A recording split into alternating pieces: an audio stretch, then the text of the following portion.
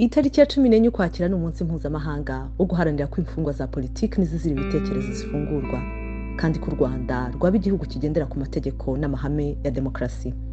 Uwo munsi washyizweho kuva mu mwaka wa 2014 bivuye ku gitekerezo cy'amashyirahamwe adaharanira inyungu za politiki y'Abanyarwanda batuye mu mahanga. Uyu munsi kandi wiswe Ingabire Day mu rwego rwo kuzirikana ko Madame Victoire Ingabire Umuhoza kimwe na Mandela yabaye imfungwa ya politiki imyaka 8 yose azira guharanira ubutabera na demokarasi. Madame Ingabire ni urugero rw'umuntu witangiye kubaka igihugu kigendera ku mategeko. Ubwo bwitange bwe si Abanyarwanda gusa babuzi, bwemewe ku rwego mpuzamahanga. Mu mwaka wa 2012 igihe yari afunzwe yashyizwe ku rutonde rw'abakwiye kubona igihembo Sakharov cy'inteko ishinga amategeko y'ibihugu by'i Burayi gihabwa abitangiye kurengera ubwisanzure mu bitekerezo. Ndetse umwaka ushize ishyirahamwe riharanira uburenganzira bwa muntu ryo muri Espagne ryahaye Madame Ingabire igihembo mpuzamahanga gikomeye kigenewe abitangira uburenganzira bwa muntu.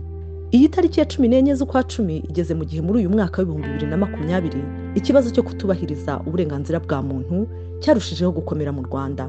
Kuri uyu munsi tuzirikana abazira akarengane, twasabye Madame Ingabire ko yagira ijambo ageza ku Banyarwanda. Turamwumva avugira iwaho atuye i Kigali. Munyarwandakazi, Munyarwanda, tariki ya 14 z'ukwa 10 ni umunsi ngarukamwaka washyizweho n'amashyirahamwe atari aya politiki aba hanze y'igihugu.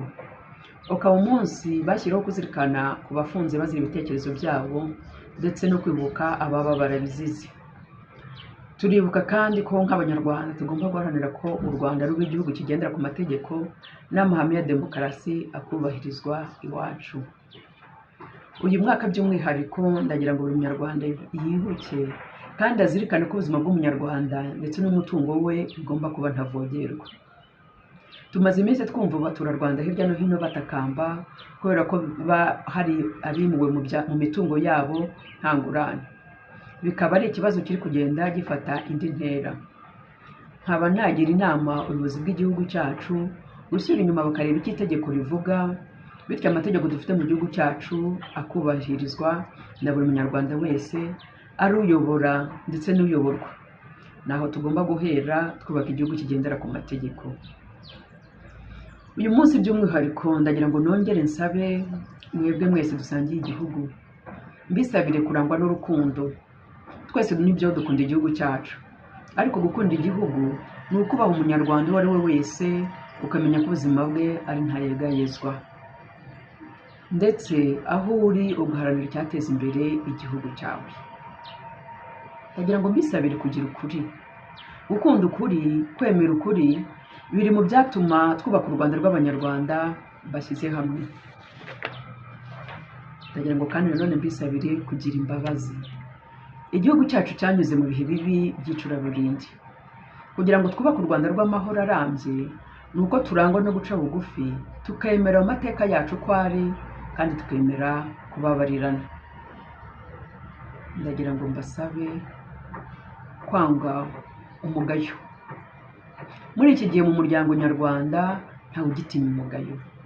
Hari ubusambo bukabije, kwikunda no kwikubira, bikaba biri mu bidindiza iterambere ry'igihugu cyacu. Ndagira ngo kandi mbasabe kwanga akarengane.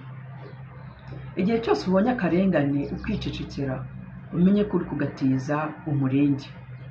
Kandi niba uyu munsi atari wowe, ntuzi niba ejo katazakugeraho. Munyarwandakazi, Munyarwanda, uyu munsi wibaza uruhare rwawe mu kubaka u Rwanda rw'amahoro, aho ubuzima n'umutungo by'Umunyarwanda bigomba kuba ntavogerwa. U Rwanda buri Munyarwanda wese yisangamo, akumva atuje, akumva atekanye. U Rwanda rw'Abanyarwanda bashyize hamwe baharanira kubaka iterambere rirambye. Urwo Rwanda kurwubaka birashoboka. Wowe nanjye dufatanyije byose birashoboka. Murakoze.